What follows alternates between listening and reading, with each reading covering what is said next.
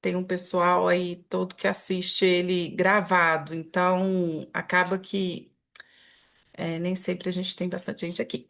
Mas eu vou. Esse grupo, na verdade, gente, já é a terceira montagem dele, assim, né? Na primeira, eu fiz uma apresentação do Adam Phillips e depois a gente estudou alguns textos dele, alguns artigos separadamente, né? Então não era um livro inteiro, para dar um apanhado um pouco geral da obra e tal. Aí agora, não, aí no segundo a gente estudou dois livros, que foi o Sobre Querer Mudar e o Louco para Ser Normal. E aí a gente achou melhor, assim, conversando com o pessoal que estava fazendo, estudar a obra inteira, um livro só por vez, porque na verdade era um grupo para serem, sei lá, 8 semanas e a gente acabou transformando em 12, sei lá, porque era muita coisa, né? Ele é muito condensado, assim, a escrita dele, né? O modo como ele escreve.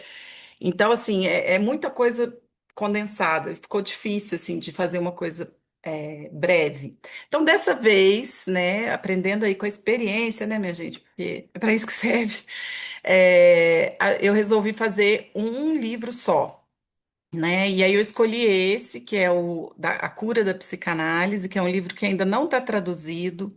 Então, o texto que eu compartilhei com vocês foi uma tradução bem meia boca que eu fiz com a inteligência artificial, né? Então, vai ter algum momento ou outro que fica estranho o texto, mas eu acho que achei até que ficou bom. E é um livro. Bom, primeiro eu vou falar um pouquinho do Adam Phillips, né? Para quem não teve contato com ele ainda.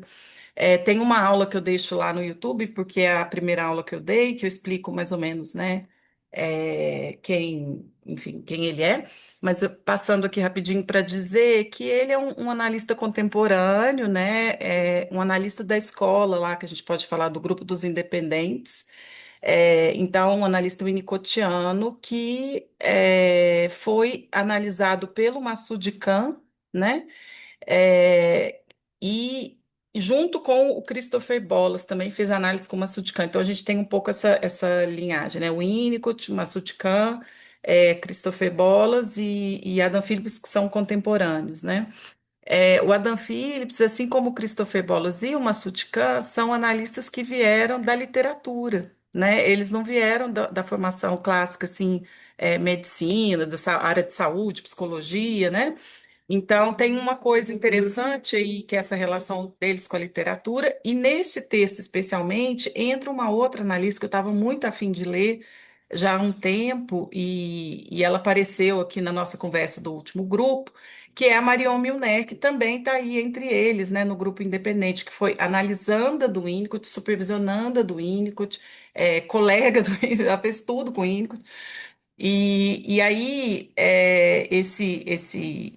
nesse livro aqui da Cura da Psicanálise, o primeiro capítulo, ele parte, né, justamente de uma provocação da Marion Milner, sobre o Winnicott, né? Então, o Adam Phillips esteve com a Marion Milner, eles estavam tomando uísque, segundo ele, e conversando e tal, tudo muito aberto, assim, a conversa, né? Muito espontâneo.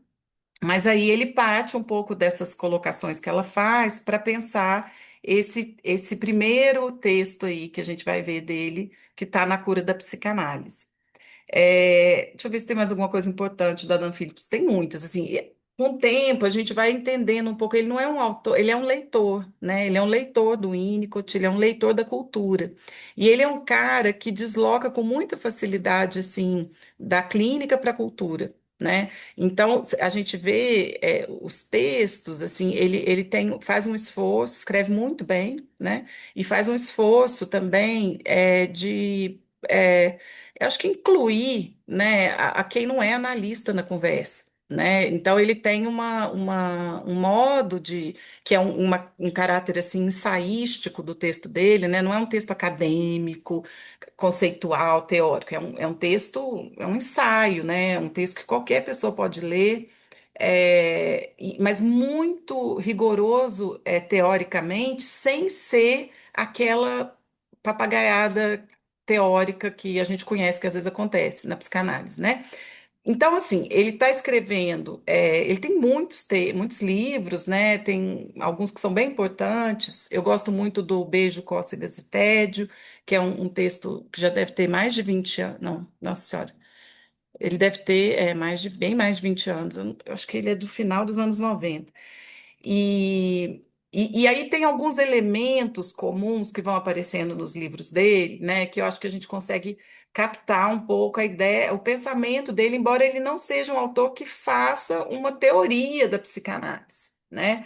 Assim, ele não tem uma teoria própria, ele faz essas leituras que, claro, dão um contorno aí específico, né, do modo dele, mas, e aí esses elementos comuns, né, se a gente puder falar de alguns, quem já fez o grupo aqui também, se quiser falar, acho que tem algumas coisas que ele insiste, né?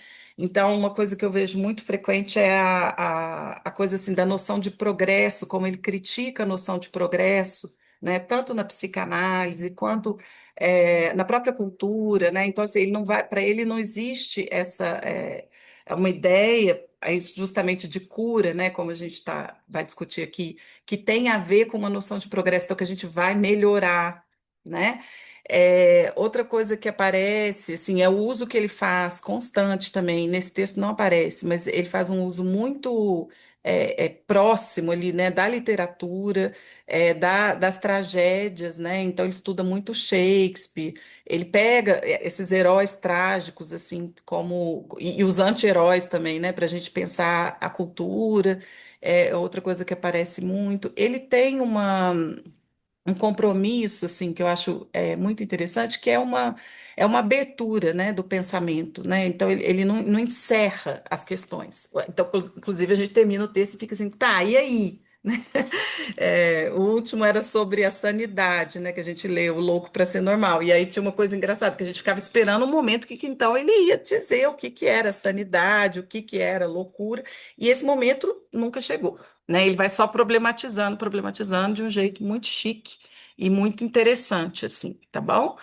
Esse livro que a gente vai ler, calma aí, que o negócio tá caindo.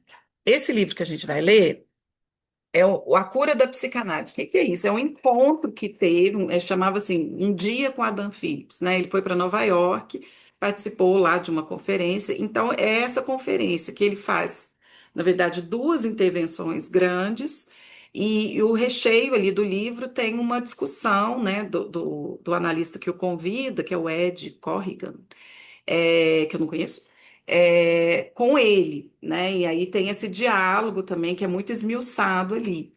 Hoje a gente vai ver o comecinho desse livro, né? A primeira parte do primeiro capítulo, em que ele discute, então, a partir dessa conversa com a Marion Milner, o texto do Winnicott, O Brincar e a Realidade, né? E o texto deles chama O Brincar, não, chama O Brincar, a Realidade e a Realidade, né? Porque ele está discutindo, então, justamente qual que é essa dimensão da realidade no Winnicott, assim, se existe alguma diferença disso para o brincar e tal.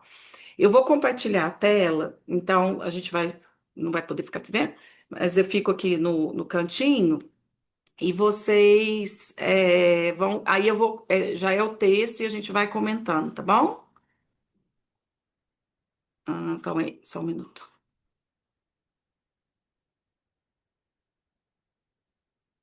Ixi, era para estar aqui, minha gente, calma aí, só um minuto. Achei.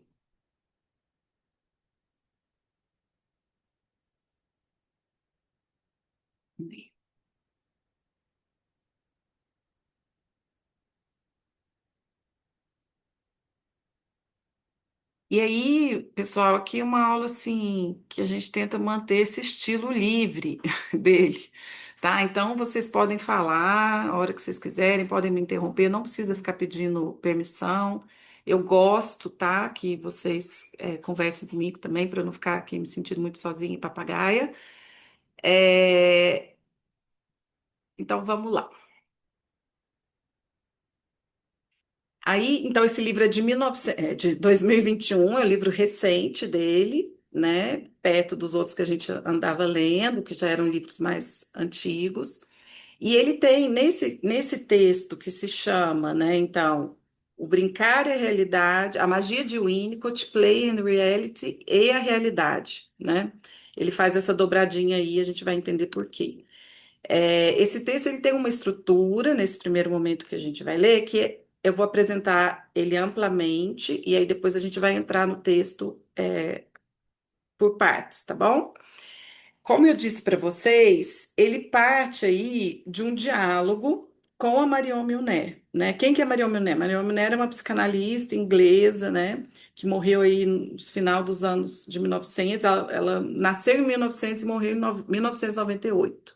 Foi uma analista, então, da Sociedade Britânica de Psicanálise, junto com Winnicott, com Massoud Khan e tal. Ela é formada em psicologia e ela tem uma interlocução muito interessante, assim, da psicanálise com a estética, né? O trabalho da Marion Milner, dentre outras coisas, né, foi muito nessa direção de pensar os processos, tanto psíquicos, não, os processos psíquicos, né, que estão envolvidos ali na criatividade, tá? Por isso que ela vai muito por essa coisa da arte, assim.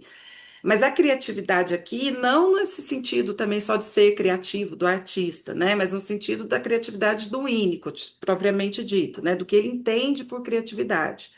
Então, ela vai pensar muito assim num eixo, gente, que é uma coisa diferente do que a gente estava acostumado até então, né? Com a tradição da psicanálise, que estava toda pautada pela ideia do sentido, né? Das coisas que fazem sentido, da produção de sentido, né? Ela vai deslocar isso, né? Então, da produção de sentido para uma coisa assim, de como é que a gente entende o caos, né? Como é que do caos a gente chega a um sentido. Então, quer dizer que ela vai se preocupar com processos que são, que até vai aparecer aqui no texto, né? Processos que a gente chama de processos primários. Vocês lembram dos processos primários lá na interpretação dos sonhos do Freud, né? Ele separa, tem dois processos, tem os secundários, que é a elaboração, a interpretação, né?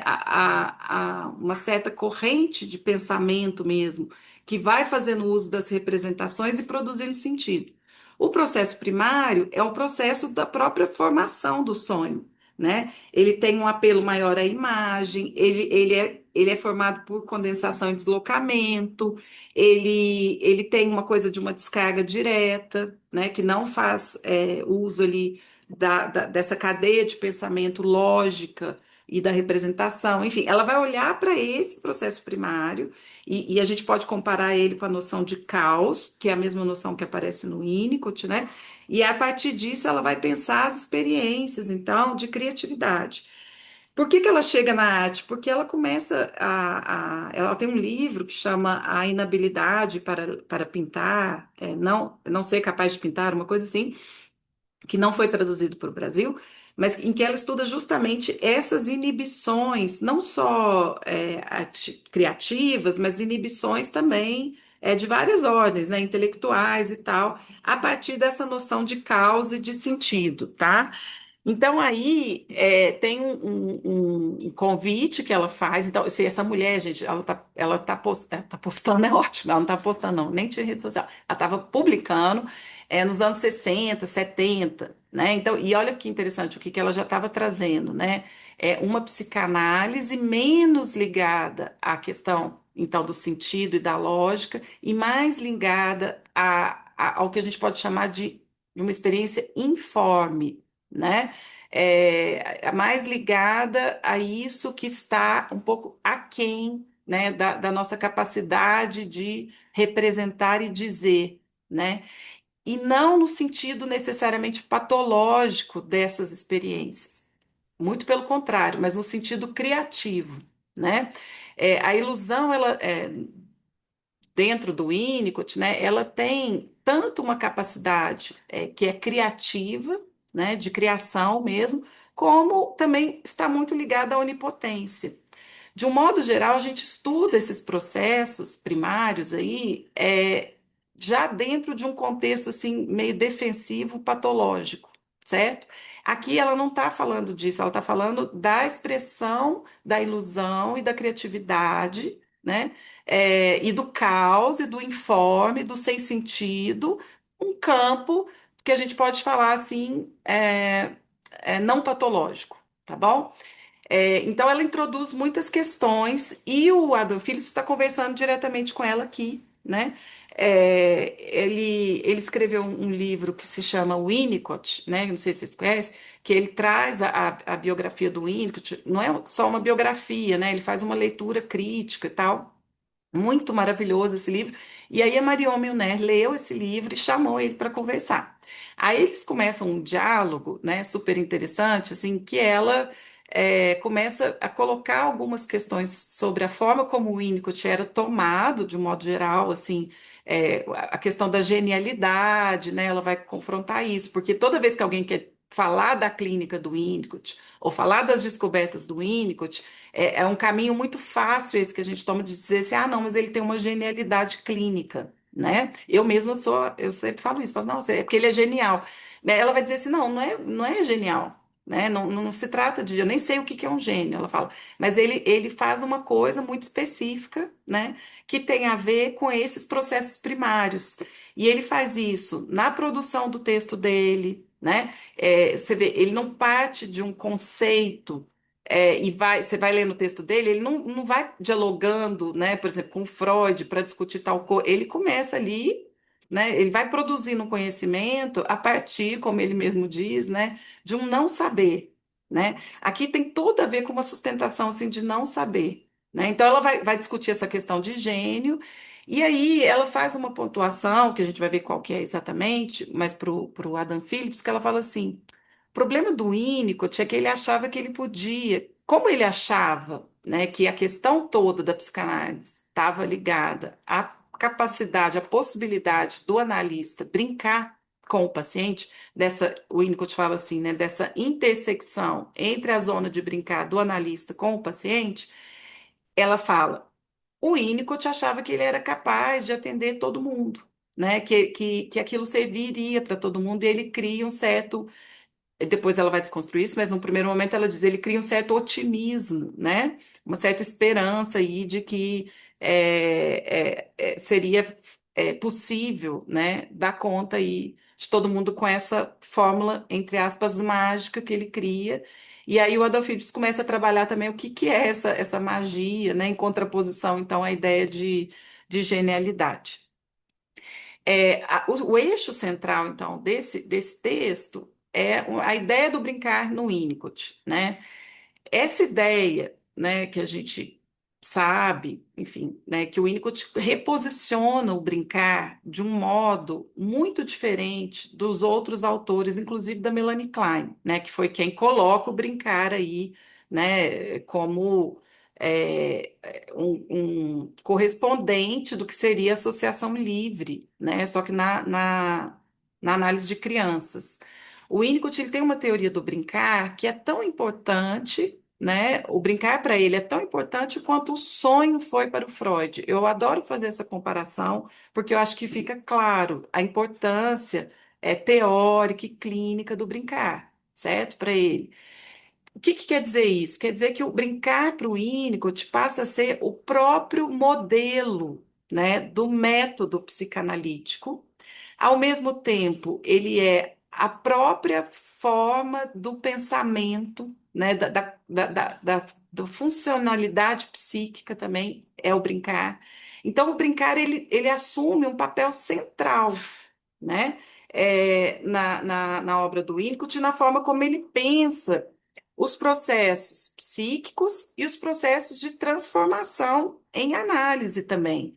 E, claro, não se restringe só à análise de crianças, né? Esse brincar que ele está falando.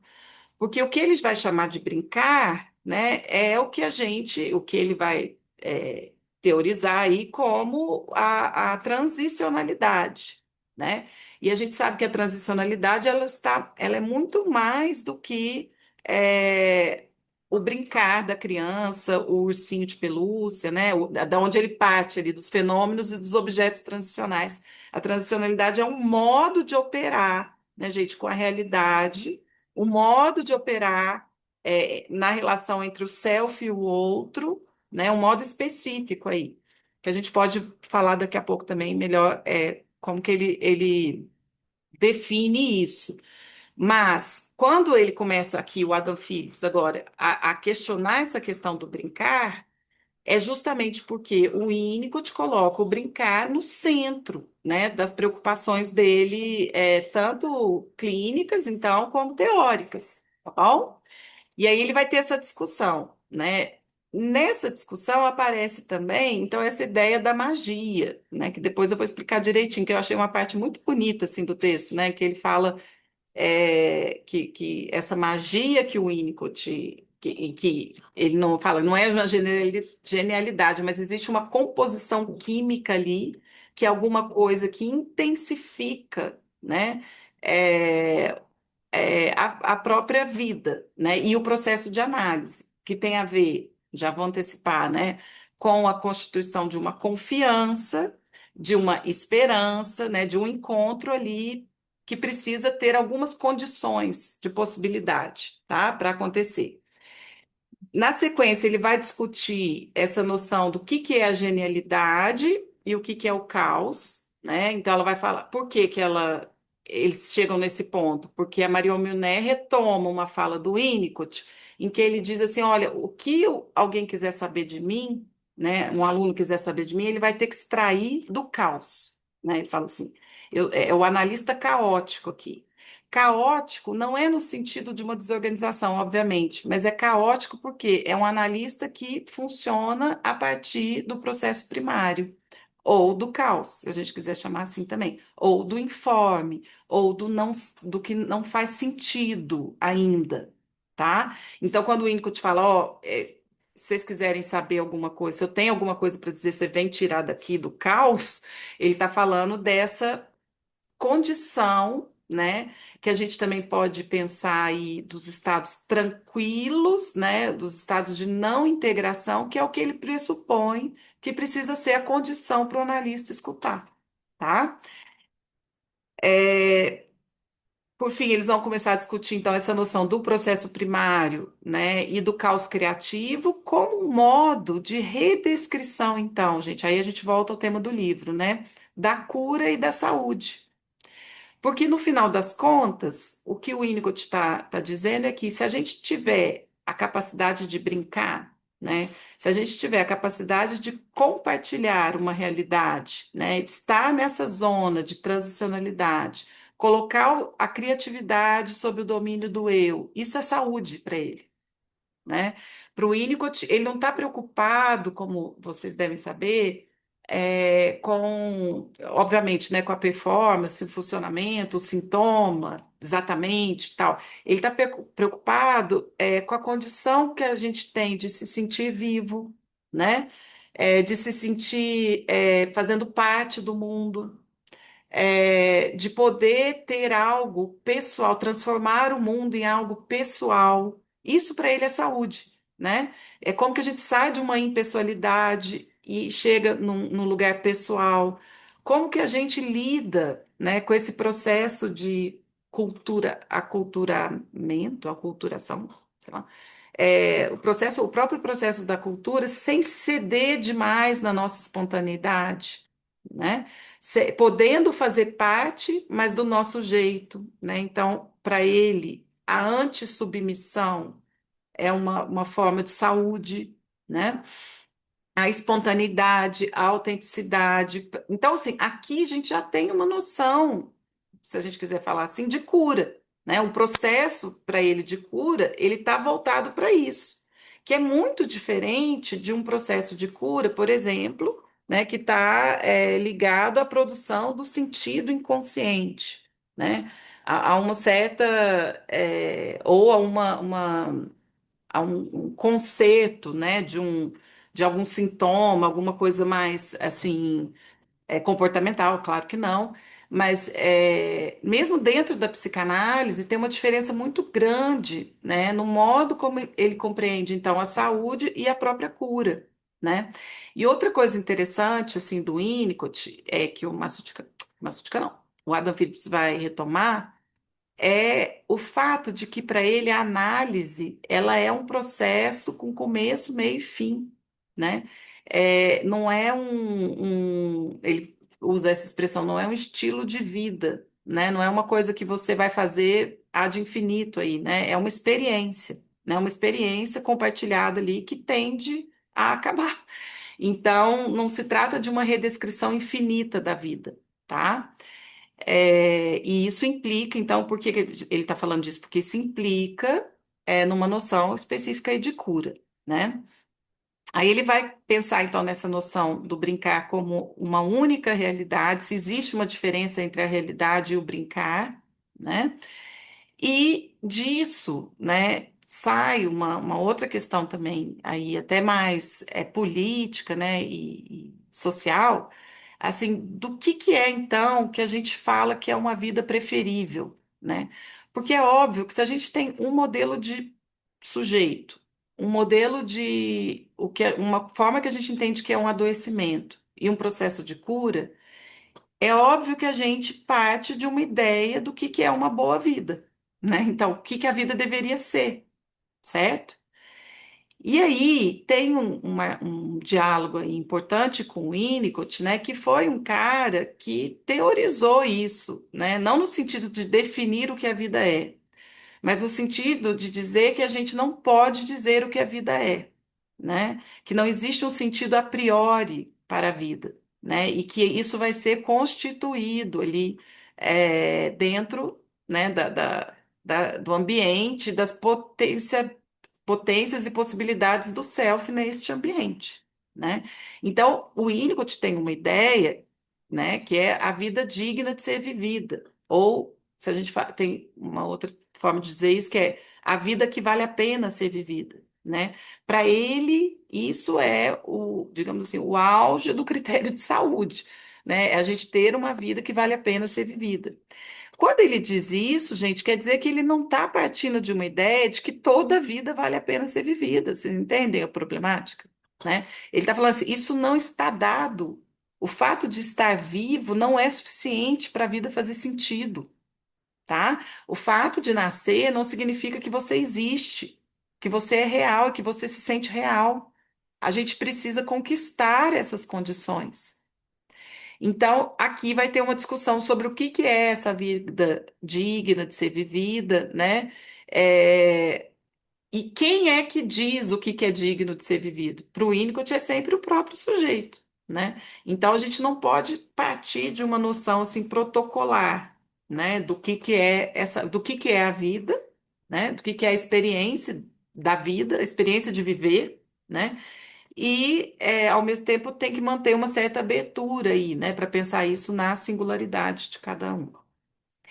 E aí, um último tópico dessa primeira parte, que traz um problema lógico aí, né, pensando nisso tudo que ele está apontando, que é o problema, grande problema para o Winnicott, que é o problema da submissão.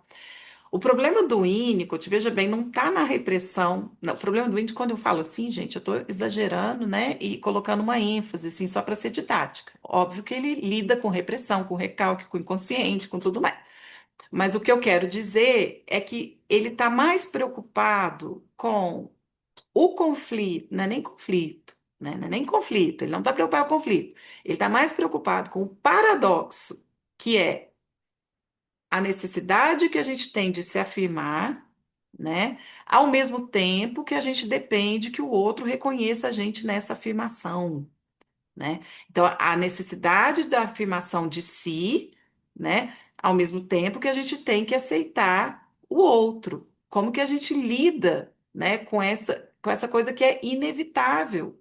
Para eu colocar algo pessoal, né, no mundo, eu estou confrontada, né, com o mundo e com o outro, né? Então tem uma coisa aí que é, então ele está mais preocupado com o quanto a gente se submete, né, diante dessa afirmação de si, ou o quanto a gente consegue, né, sustentar algo dessa afirmação de si. Para ele, assim, se a gente quiser simplificar só para, né, para ele a questão não é o que é ou não recalcado, é o que a gente, né, é, conseguiu colocar de si de um modo pessoal e o que a gente não conseguiu e a gente sucumbiu, né, de algum modo, à cultura, ao outro, e em que lugar é possível estar diante desse paradoxo, né? Quando ele fala, eu estou insistindo que é paradoxo, porque o Winnicott, como vocês sabem, ele trabalha, né, em termos de paradoxo, não necessariamente em termos de conflito, né? Por que paradoxo, gente? Porque ele está preocupado com um momento ali muito inaugural, né, da vida, em que o eu não está constituído. E, no entanto, a gente tem muitas experiências. Entende? Então, assim, tem muitas defesas, tem muitas integrações. Então, quem está fazendo isso?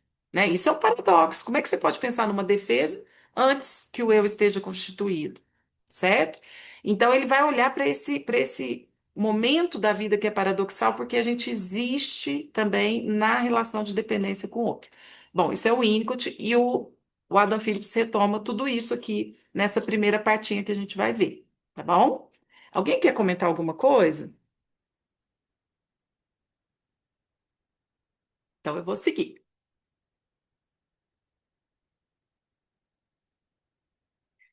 É, Veja bem, ele coloca duas epígrafes aí, né? Nada aconteceu até que tenha sido descrito, né? Que é da Virginia Woolf. E um segundo da Marion Minet, que ele fala: o entusiasmo excessivo pela clareza da interpretação verbal também pode, às vezes, distorcer desastrosamente aquilo que o paciente está vivenciando. Então, são posições que eu entendi um pouco antagônicas, assim, né? A Virginia Woolf dizendo que a experiência se dá por meio da descrição ou da escrita, né? Que na verdade não é descrição exatamente a palavra que ela usa, mas é que é preciso escrever, representar para que algo aconteça. E a Marion Monet dizendo que a gente exagera aí, né, nessa necessidade de produção de sentido, né? Que a produção de sentido, aí no caso, via interpretação, ela pode, né, distorcer radicalmente a experiência do paciente. Muito bem. E aí começa a conversa entre os dois, né? É, ele pergunta para ela, né, um pouco essa pergunta, né, o que que há de errado em pensar que o próprio brincar é a realidade, e que a criatividade tem algo, né, de uma certa magia. O nome que o Winnicott usa para falar, ele usa criatividade, né, mas o nome que ele usa para descrever, né, esse longo processo aqui que está ligado à criatividade é ilusão, né? É curioso que ilusão fleta um tanto ali com a magia, né? A gente fala do ilusionista, né? O mágico, ele é um ilusionista, né? E aí a crítica que ela faz a essa ideia, né? Tanto da criatividade como do brincar, ela fala, isso significava que ele acreditava que podia ajudar qualquer um e todos, que ele era mágico porque ele podia brincar, né? É um pouco o contra-argumento dela. Uma crença na magia do brincar que leva, ou pode levar, então, a uma subestimação da realidade, né? Uma idealização da criatividade e um zelo clínico onipotente e otimista. É isso que ela está colocando como questão, né? Quando o Winnicott fala, na verdade o Adam Phillips, né, está falando, bom, o que que é subestimar a realidade, né? É porque o Winnicott faz uma inversão em relação ao Freud, né? Muito interessante, assim, no ponto de vista do sentido de realidade mesmo, né? Para o Freud, a realidade ela é algo que é imposta para o bebê. Lembra quando ele está estudando o princípio do prazer e o princípio da realidade? Lá tem um texto dele, né? Os dois princípios do funcionamento psíquico. O que ele vai dizendo é que a gente é regido por um princípio de prazer, uma busca de prazer, e que é isso que mobiliza, né, o sujeito, e que na medida que a realidade vai se instaurando, né, a gente vai um pouco aceitando, né, um pouco aceitando, renunciando, né, essa realidade e cedendo em prazer e chegando na realidade. Então a gente vai fazendo esse equilíbrio, uma espécie de renúncia, né, um certo ajuste ali. Para o Winnicott, o sentido de realidade ele é construído de uma outra forma, né? Não é, a realidade ela não é imposta de fora para dentro. Ele está sempre falando da perspectiva do bebê, né? O bebê como um sujeito ativo na construção da realidade. Então, a realidade para ele não é algo que chega, perturba, ele cede e encontra ela. A realidade para ele, para o bebê, ela é encontrada, ela é criada. Essa é a primeira criação, né? A criatividade tem a ver com isso, de criar o mundo, né? O bebê cria o mundo que ele encontra, né? Isso é paradoxal. Esse é o outro paradoxo, porque na verdade, da perspectiva do bebê, ele não está encontrando, ele está criando, porque ele não sabe que o mundo está lá. E ele só encontra aquilo que ele é capaz de criar, né? Nesse sentido, ele subestima a realidade, pensando assim, uma crítica, né, ao Winnicott, que ele estaria subestimando a realidade, porque é quase como se o Winnicott apostasse na ideia de que o bebê é capaz de, até o fim, transformar a realidade, se apropriar dela, né, por meio do brincar, né, e criar alguma coisa. Na verdade, ele acredita nisso mesmo, né?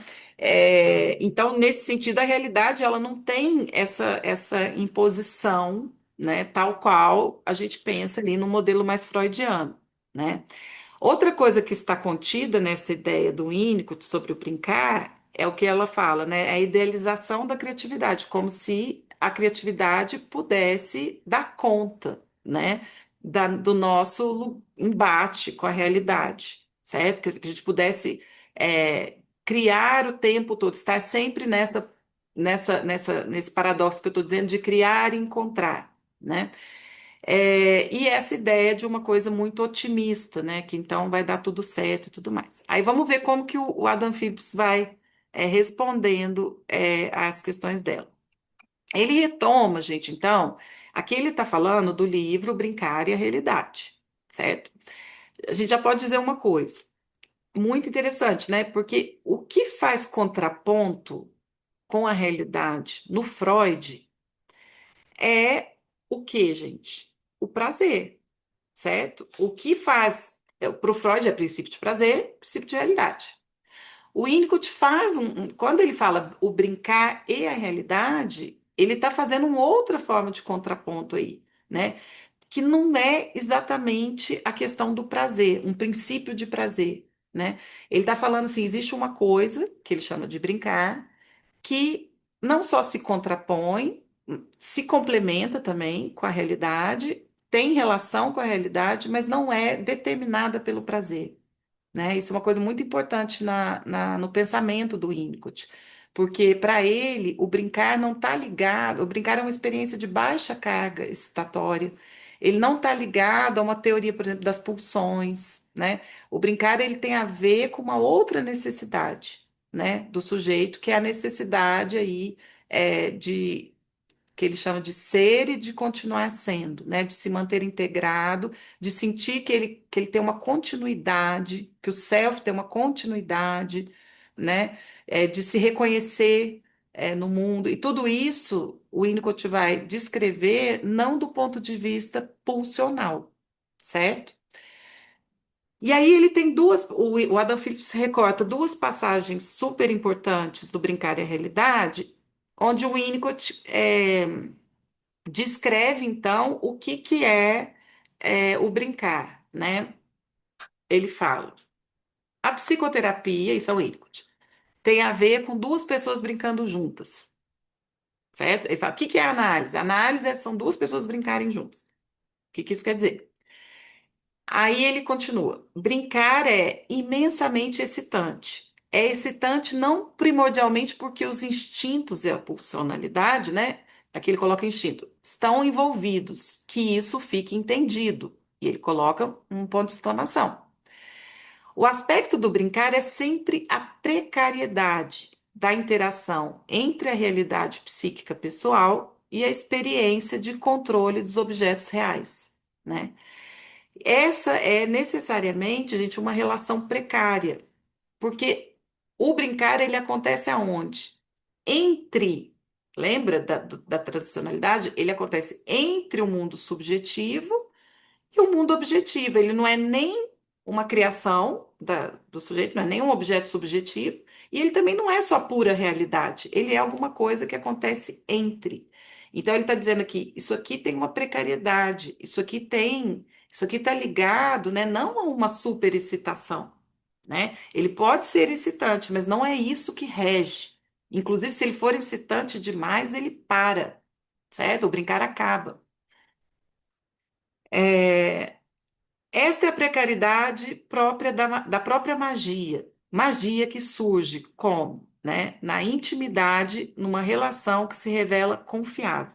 Então, esses são, assim, dois elementos químicos, se a gente quiser dizer assim, do brincar, né? Que é a confiança, né? A intimidade, que vão produzir uma série de experiências que vão acontecer neste intervalo entre o dentro e o fora, né? Entre o subjetivo e o objetivo, tá? Se a gente criar essa condição, intimidade, esperança, confiança, que são termos, conceitos, né? Assim, que a gente não pode tomar pela simplicidade que eles parecem ter. Se a gente criar essas condições, o brincar acontece. Se o brincar acontece, a análise também acontece, certo?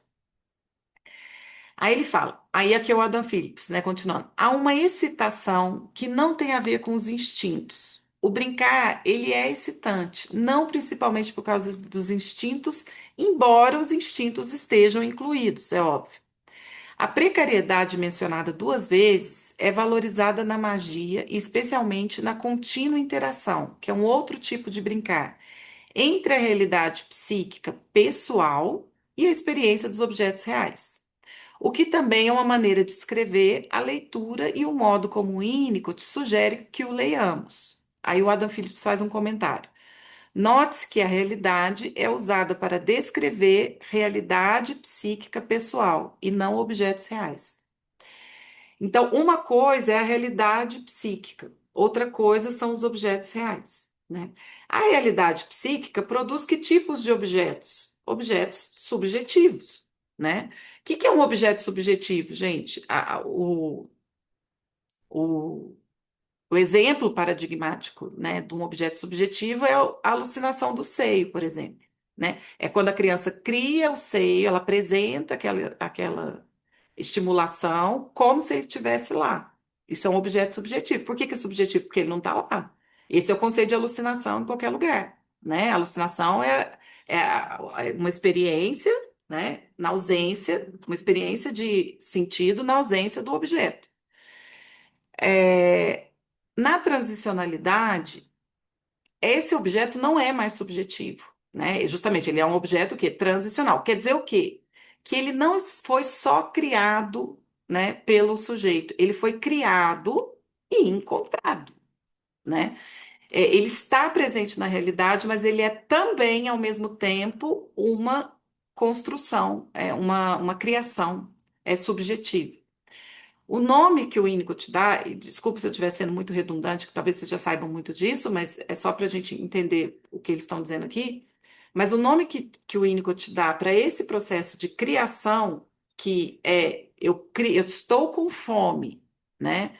Vem o seio, na hora que eu criei o seio, esse encontro, essa simultaneidade, o Winnicott chama de ilusão. Qual que é a ilusão aqui? A ilusão de que eu criei o seio que eu encontrei.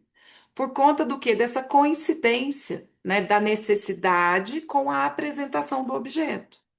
E isso só acontece se o ambiente estiver muito sintonizado com a necessidade do bebê, né? Porque na hora que ele cria, ele apresenta. Então, só que do ponto de vista do bebê, ele não está recebendo leite, ele está se dando leite, né? Ele não está dependendo, ele está criando o que ele precisa. Eu tenho leite, faço tal coisa, vem leite. Eu tenho frio, vem quentinho. Eu tenho fome, vem. Então, assim, essa experiência altamente onipotente, que é própria da dependência absoluta, faz com que o bebê experimente, então, cada vez mais essa ilusão de criar o mundo. Isso é a realidade pessoal, certo? Psíquica pessoal. O objeto real é outra coisa.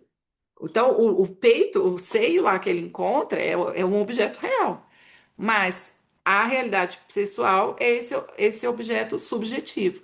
Quando ele encontra, a gente está num campo, então, transicional, que a gente não sabe mais se está dentro, se está fora, né? Por isso que ele é precário também. Precário no sentido, assim, a gente corre o risco, né, às vezes, achar que está fora ou que está dentro, ou que, né, a gente perde um pouco a sustentação da transicionalidade em alguns momentos, né? Mas, bom, continuando. Então, o que que é essa ideia, né, da magia como uma possibilidade intensificadora da vida? Em resumo, o que ele vai dizer é que essa experiência, então, de brincar, que só é possível com a química, confiança, né, intimidade, né? Essa experiência é o modelo da psicoterapia, da psicanálise, né? Isso intensifica a vida. A gente pode muito resumidamente, pensar que então aqui a gente tem um modelo de cura que tem a ver com a experiência de manter-se vivo, né, de se sentir vivo durante o processo de análise ou da vida, né? Existem algumas coisas, ele vai dizer, que são intensificadoras de vida, e a análise pode ser um espaço de intensificação, então, da vida, não só a análise, todo o espaço da transicionalidade.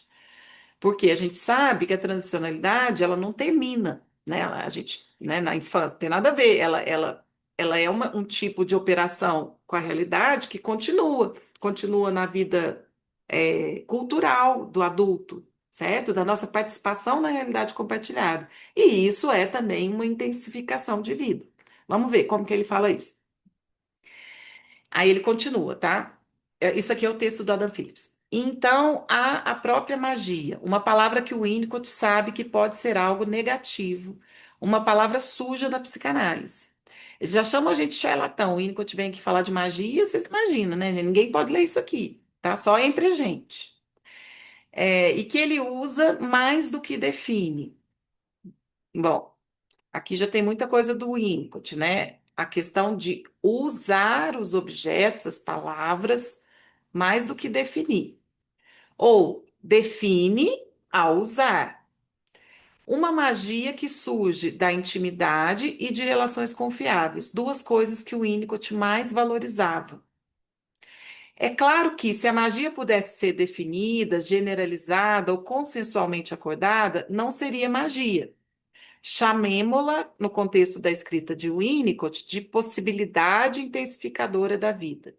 A magia é um senso de possibilidade que intensifica a vida.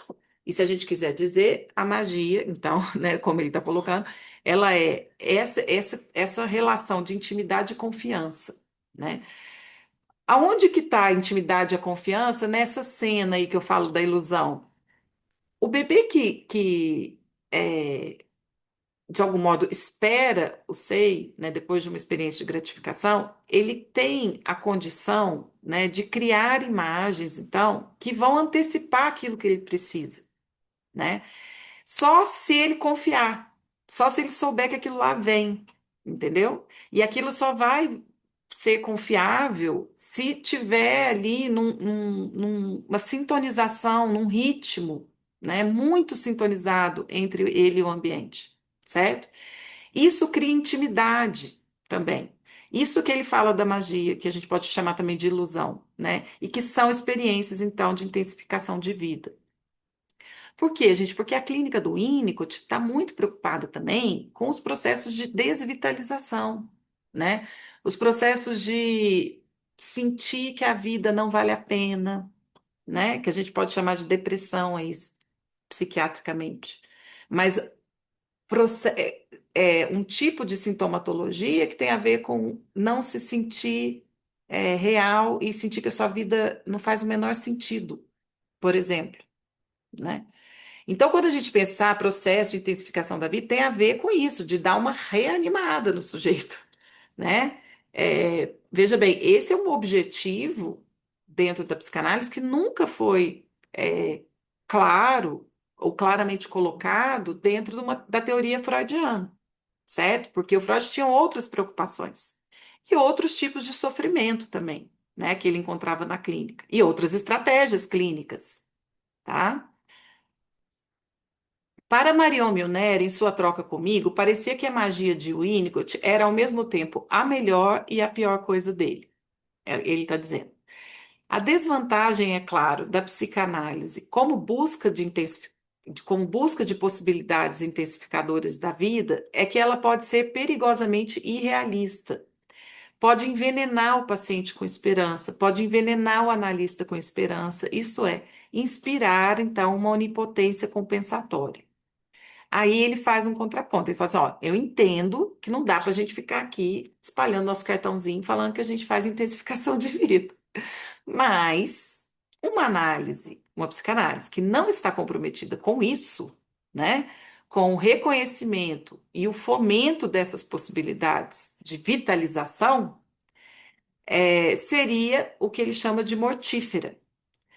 Mas então, muito depende, evidentemente, do que se considera uma possibilidade intensificadora da vida. Podemos inferir que, para o Winnicott, a análise ajuda o paciente a chegar às suas próprias conclusões sobre o que intensifica a vida para ele, certo? É muita coisa aqui também, né? Então, ele está dizendo, não dá para a gente ter né, pensar a psicanálise com esse objetivo, sem levar em consideração que a gente pode cair num otimismo, né, nocivo, numa certa, um otimismo do mal aí, mas que a psicanálise tem que estar, de alguma maneira, comprometida com isso. Agora, não é o analista que vai dizer o que intensifica a vida do sujeito, né?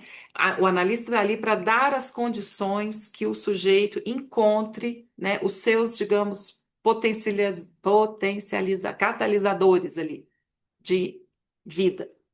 Né? Ó, que bonito isso, gente. Por isso que não pode ser uma prescrição, né? Não tem como. É por isso que o Winnicott, quando ele vai escrever os casos, ele vai falar, né, ou mesmo da teoria, ele não parte de algo que ele já sabe, né? Porque ali é isso, assim, as coisas vão sendo produzidas, né, na experiência, certo?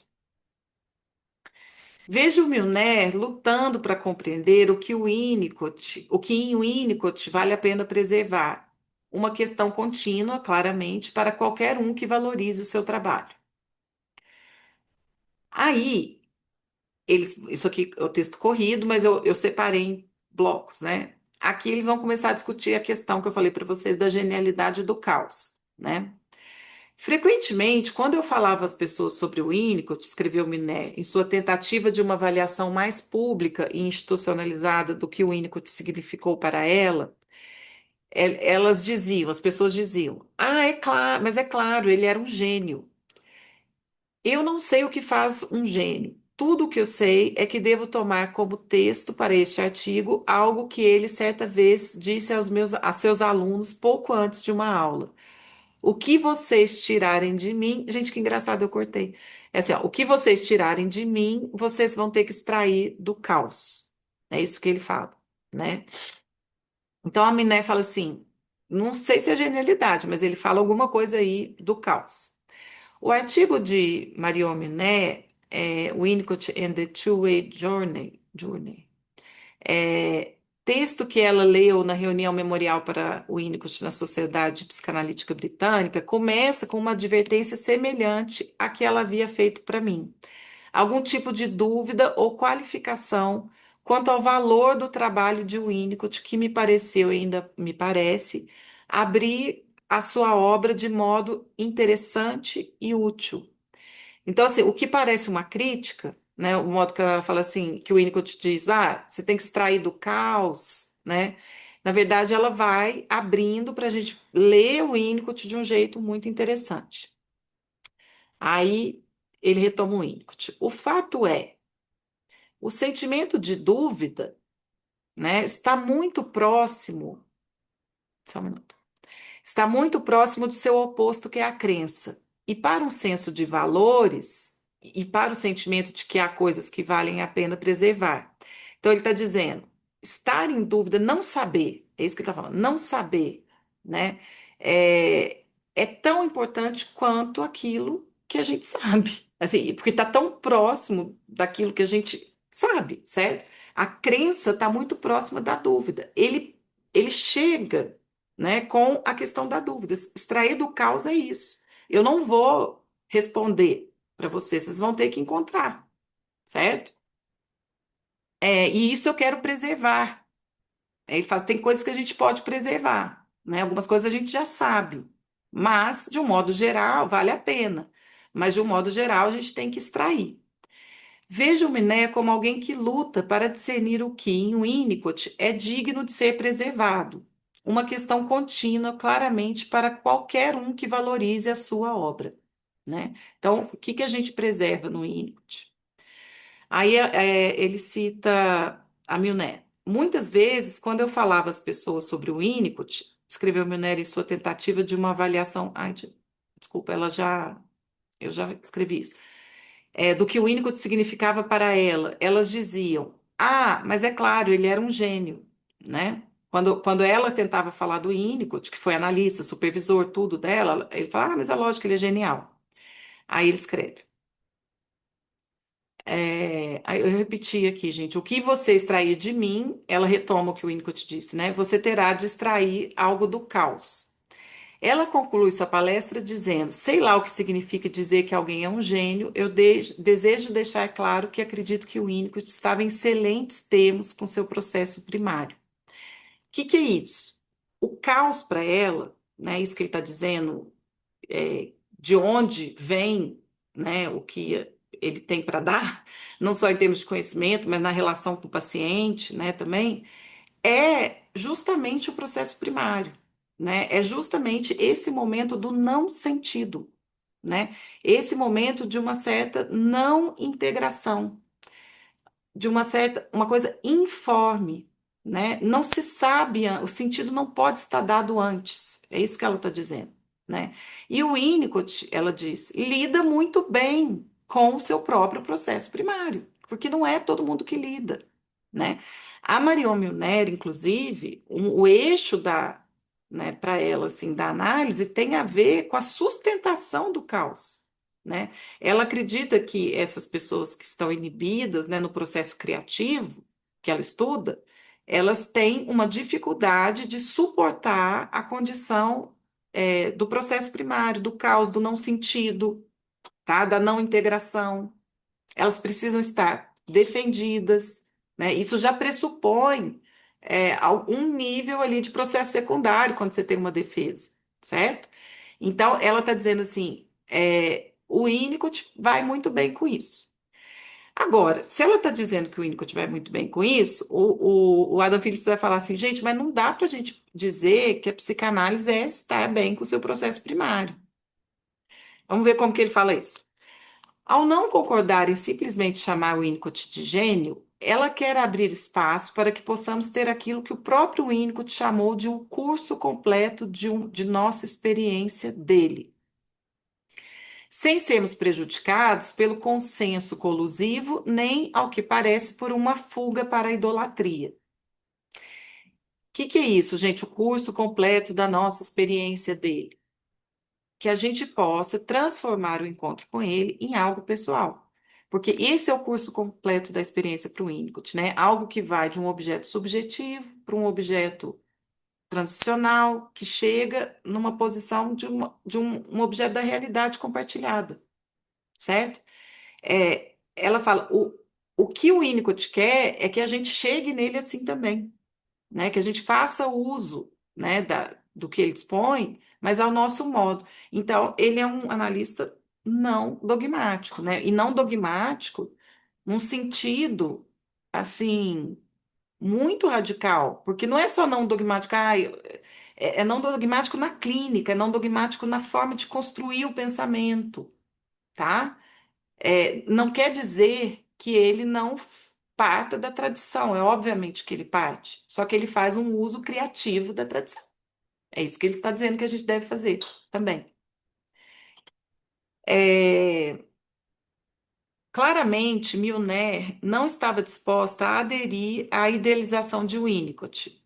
Ela não o chamará de gênio, mas irá redescrevê-lo em seus próprios termos. Eu diria, contudo, que o grupo do meio ou o grupo independente tinha um gênio para a redescrição e, acima de tudo, para a redescrição da psicanálise como algo sempre disponível à redescrição, né? Ele vai dizer muito, o Adam Phillips, né, que esse grupo intermediário ele busca, né, esse grupo do meio, tem outra forma de falar que eu esqueci. os independentes, né?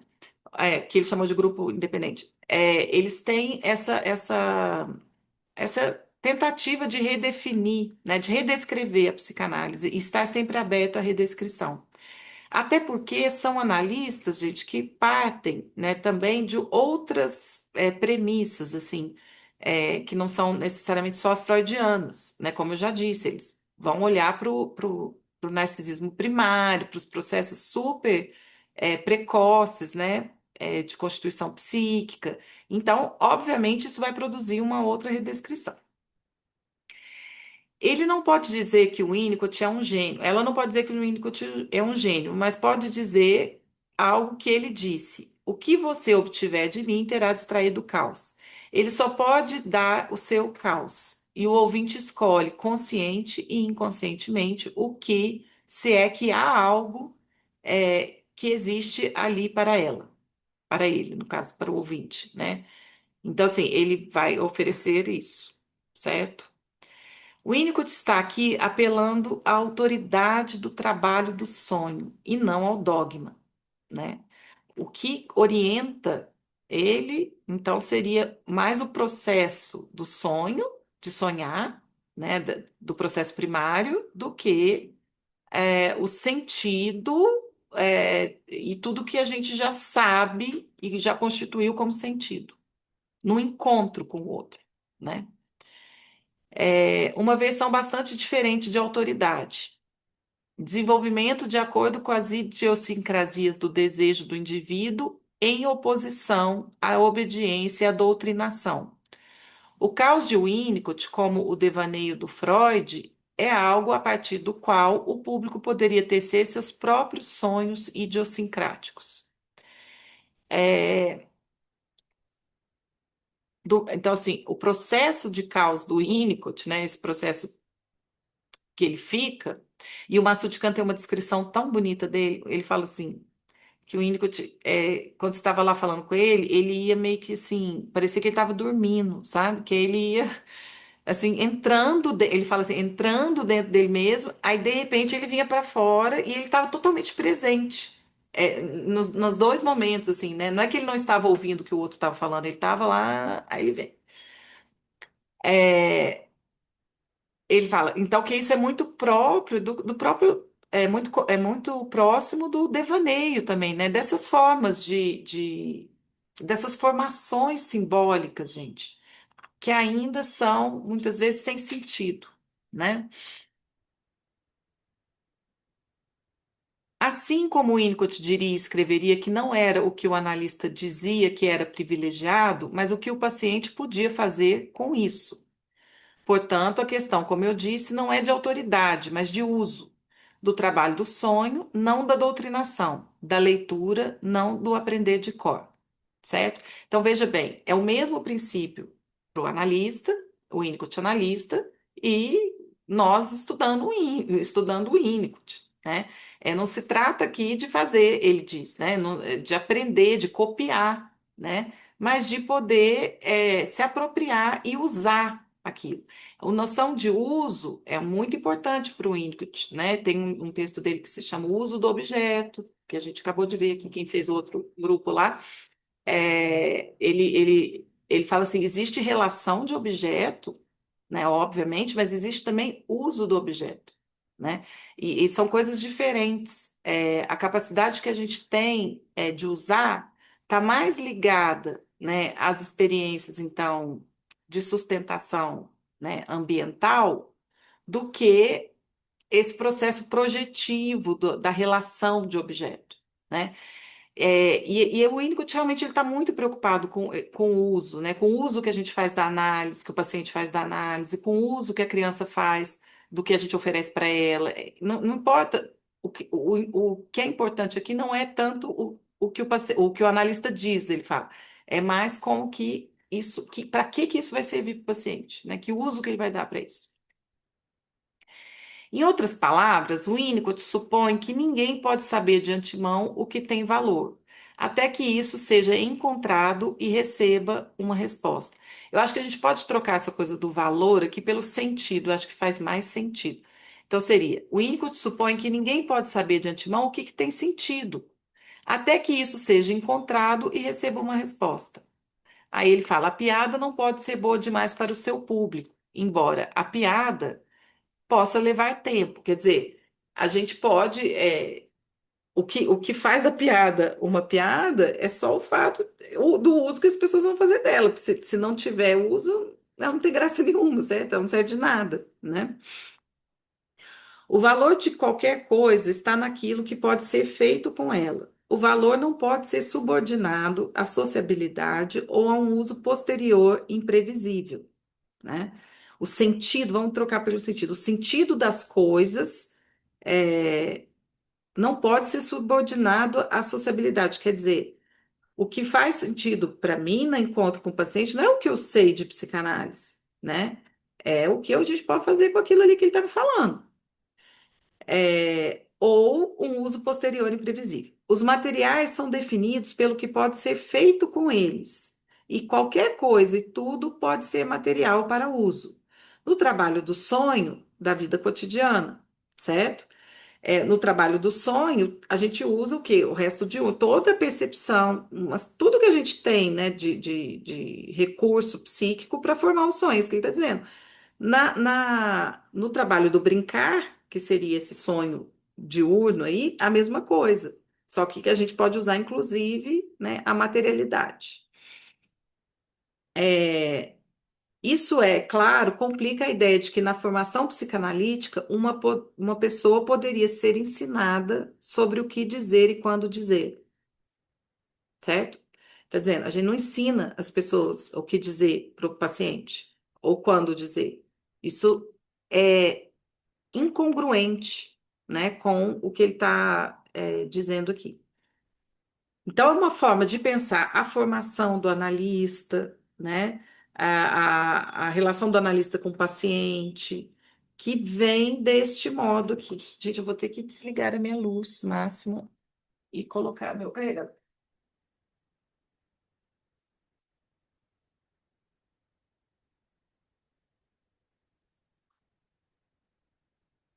Tudo bem até aí, gente? Vou seguir. Então, ele continua o texto.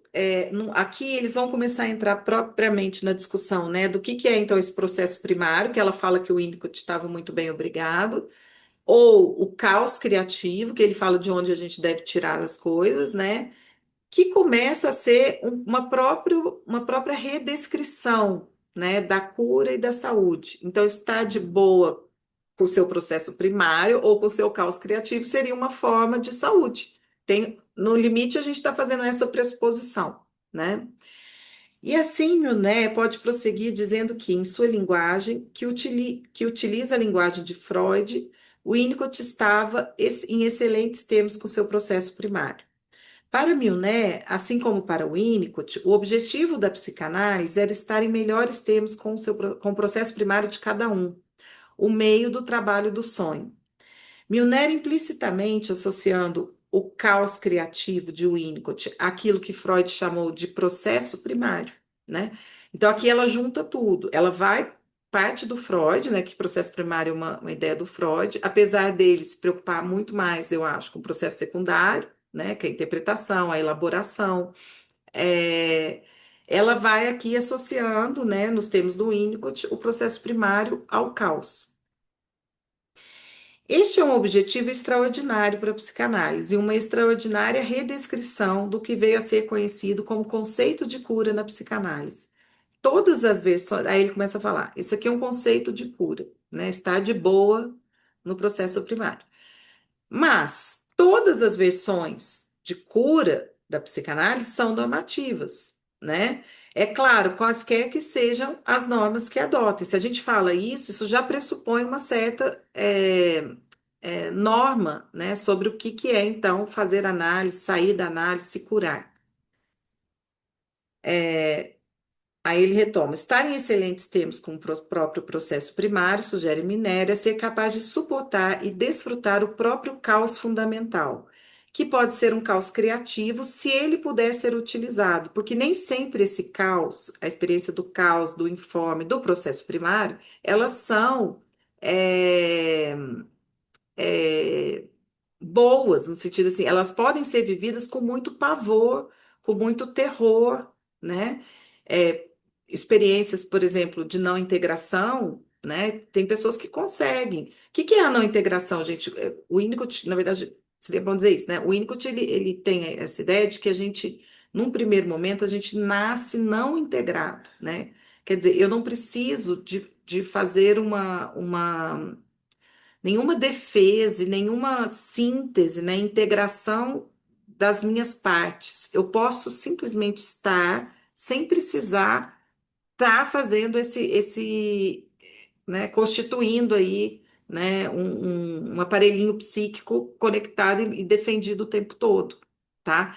Com o tempo, a gente sai dessa não integração e vai para uma integração, né? Integração, então, eu começo a alojar o self no corpo, essa coisa despedaçada vai virando uma unidade, isso começa a ter uma presença de tempo, de espaço, né? Você sai do caos e vai para o sentido. No entanto, existem experiências de não integração, mesmo, né, depois, ao longo da vida. Então, o que que seriam isso? Quem experimenta os estados, por exemplo, dissociados de mente, num processo de meditação, muito provavelmente deve estar num estado não integrado. Os estados de descanso, né, que você, que você pode descansar de verdade, né, que você não precisa estar funcionando, digamos assim, integrada. Tá? Isso que ele está dizendo. É, isso, então tem pessoas que conseguem estar nesse processo e fazer uso disso de uma forma criativa, tá? Tem pessoas que, quando por acaso elas vão entrando numa não integração, elas entram em pânico, né? E rapidamente se tentam se reintegrar, certo? Com experiências psicodélicas, isso é muito comum, né? É, criar os estados de não integração que podem ser é, experimentados aí de uma forma mais criativa ou também pode produzir ali um certo terror, né? De se sentir um pouco dissolvido, né, no mundo, essa dissolução, essa é a palavra, solução do eu, né? É, E isso pode envolver pensar o próprio caos como algo potencialmente criativo e produtivo, do qual as pessoas poderiam extrair coisas boas em vez de algo apresentado como forma de autoridade ou de intimidação ou de genialidade, certo?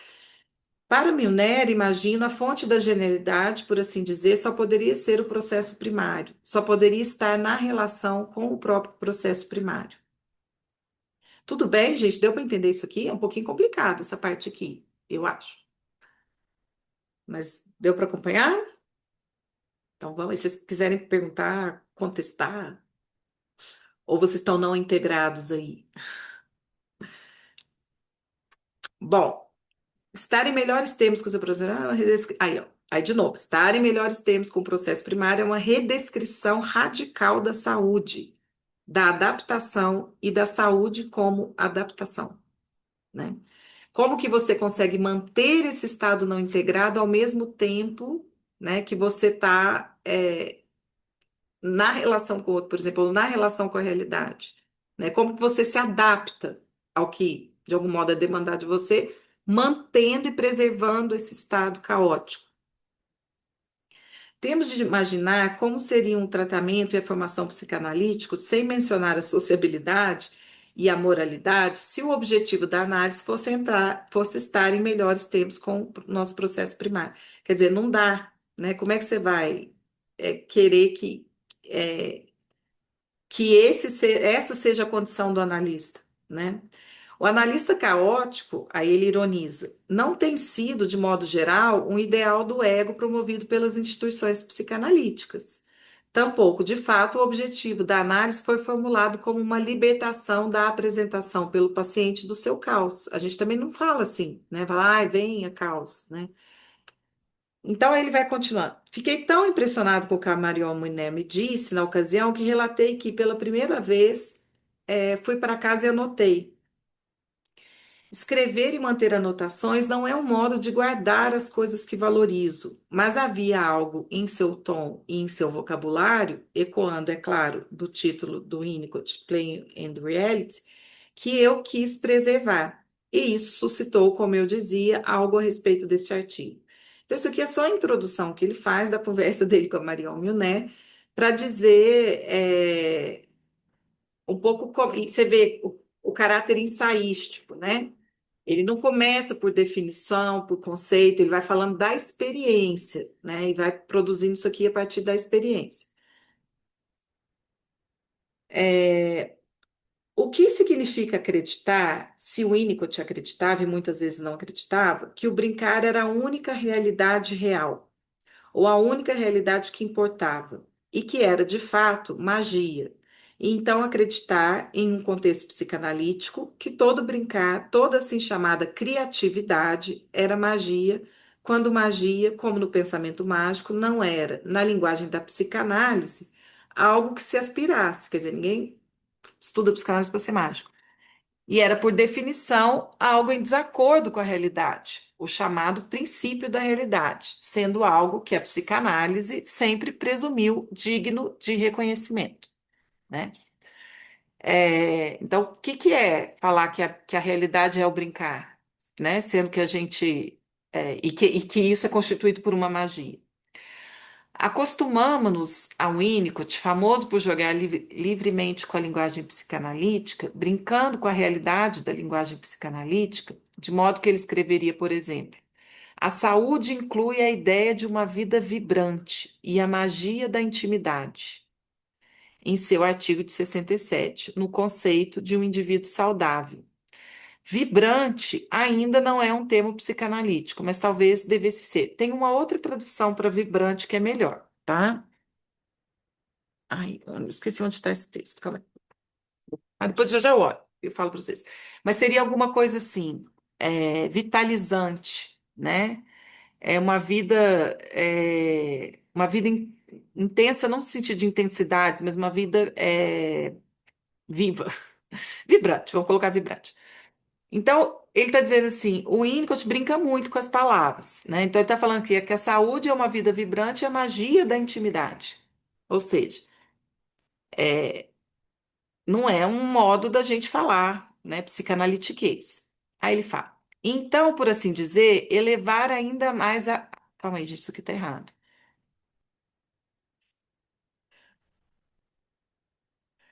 Calma aí. Então, por assim dizer, elevar ainda mais a aposta, soando mais como Emerson ou William James do que Freud e Melanie Klein. Ah, tá. O Winnicott eleva ainda mais a aposta do que é a saúde, né? Para sugerir que, para Winnicott, ao menos nas palavras de Milner, se as pessoas podem brincar, qualquer coisa pode acontecer, implicando, como de fato implica, que se o objetivo é ser capaz de brincar, isso é porque o verdadeiro objetivo é criar as condições nas quais qualquer coisa pode acontecer. Ou, como Winnicott de fato disse, criar as condições nas quais o paciente pode surpreender a si mesmo. Então, equivaler a análise ao brincar tem uma coisa de produzir uma certa contingência, né, que é surpreendente, né, que a gente possa se surpreender e que também dizer que qualquer coisa possa acontecer é uma antidoutrinação. Vocês concordam? Né? É uma forma de falar assim, olha, se eu crio uma condição onde tudo pode acontecer, porque é brincadeira, quer dizer que eu não sei a priori o que tem que acontecer. É um pouco essa a ideia, né?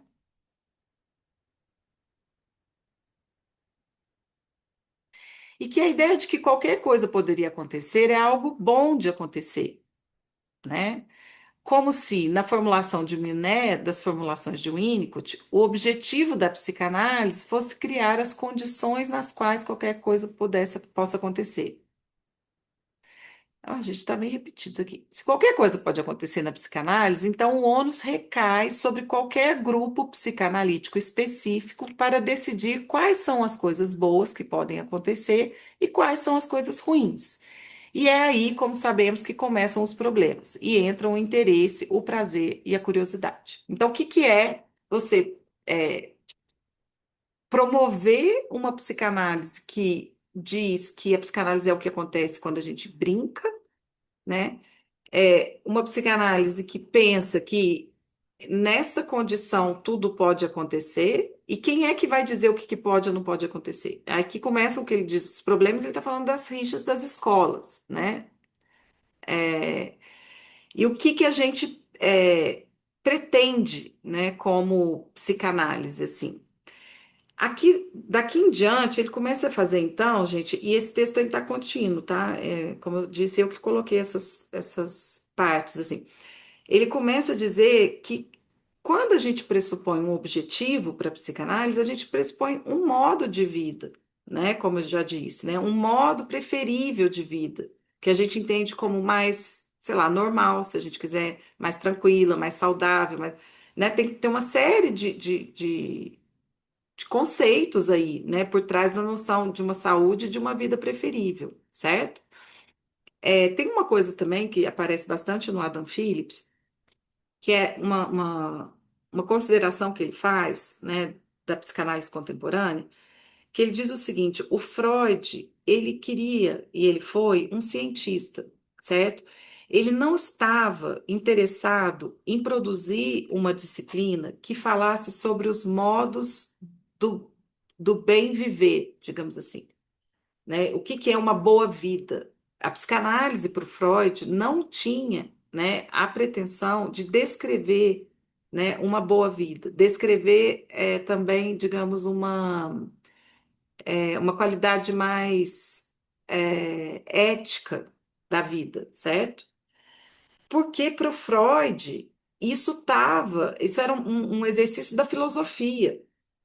Então, a gente demorou, segundo o Adam Phillips, muitos anos, né, ali na história da psicanálise, para que os analistas pudessem também fazer considerações, né, sobre o que é a boa vida, dentro de um campo da ciência, porque o Freud entendia, segundo o Adam Phillips, que ao prescrever a boa vida, a gente saía desse campo da ciência e a gente ia para um campo aí, então, da ética, da filosofia, que não era o que a psicanálise pretendia fazer, certo? Só que foi inevitável, né, que os analistas contemporâneos pudessem também se preocupar com o que é a boa vida, certo? Aí ele diz: cada objetivo declarado da psicanálise, ou seja, tornar consciente o inconsciente, brincar, produzir o caos, sustentar o caos, qualquer que seja o objetivo da psicanálise, cada conceito de cura apresenta-nos a imagem que um grupo tem de uma vida preferível. Se o objetivo da psicanálise é transformar a miséria histérica numa infelicidade humana, ou alcançar, aqui ela está falando do Freud, ele está falando do Freud, ou alcançar a posição depressiva, como a Melanie Klein pressupõe, ou não trair o próprio desejo, seria uma coisa talvez mais kleiniana, lacaniana, desculpa, ou ser capaz de brincar e ter a capacidade de surpreender a si mesmo, o Winnicott, temos de reconhecer que esses objetivos e ambições articulam formas de vida muito diferentes. Escolher uma formação analítica é escolher uma forma de vida para si mesmo e para os próprios pacientes, né? De algum modo, quando a gente se identifica, né, se coloca ali com algum autor dentro da psicanálise, a gente, aquilo ali tem que fazer sentido para a gente, né? Essa forma de vida faz sentido para mim, né? É assim que eu penso que a vida deve ser, digamos assim, né? A vida saudável, ou enfim, o que se espera, né, de uma vida.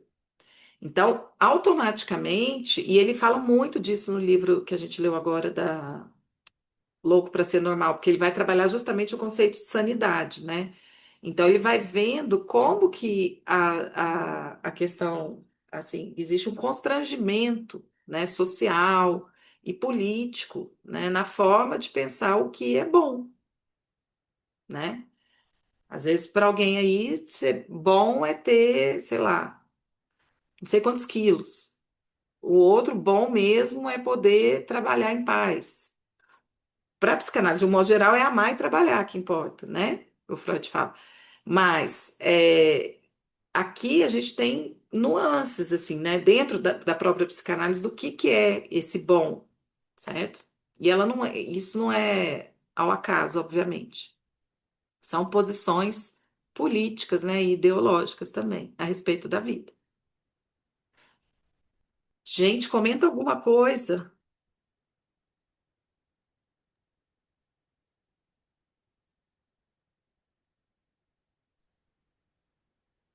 Então, eu vou continuar. Marília, Aí, oi, Max. Max, obrigada. Max, oi, boa noite. obrigada, Max. Eu fiquei pensando esse lugar também, né, da experiência clínica, né, o tempo que a gente passa no consultório, né, como vida, né, isso que você está vivendo, a gente está vivendo, né, Nossa, e o isso é que muito que a gente quer tá importante. fazendo, né, na hora que a gente está encontrando um outro corpo, né, agora está mais no virtual, mas uma outra pessoa, uma outra existência, né, e o que que a gente está se propondo a vivenciar junto ali. Se não é uma experiência como, né, o lugar, a distância, né? O lacaniano vai ser de uma forma, o bioniano vai ser de outra, o Aham, Nicotiano. E eu acho que nisso ele entra numa justificativa, né? Por que ele tá numa linhagem winnicottiana, né?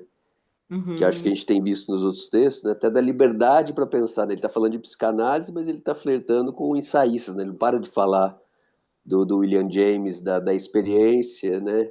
aham, O Emerson também, o texto do Emerson sobre experiência, mas que, né, eu acho que é muito interessante pensar que não é à toa, né? Que alguém se vê, né, vai fazer a formação, né? Entre aspas, numa linhagem, né? É exato. um vocabulário, é um jeito, tem toda um idioma, né? É um idioma Idioma próprio, né? Por mais pessoal, que cada exatamente. vez mais a gente vai fazendo uma bricolagem, né, de uma psicanálise mais contemporânea, né, o que tem de bom, mas que tem um jeito e que vai, acho que nessa linha, né, do que você acabou de citar o Freud, né, falando, né, o que se espera no fim de uma análise, né, Sim, sim, mas que essa coisa de estar junto e